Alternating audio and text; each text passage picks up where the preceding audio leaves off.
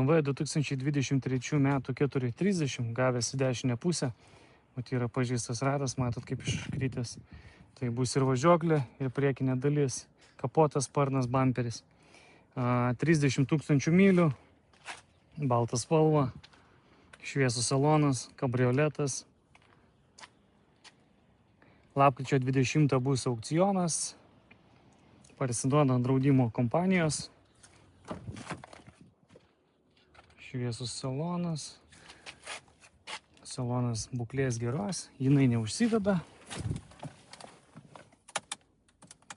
Nešviečia skidelis.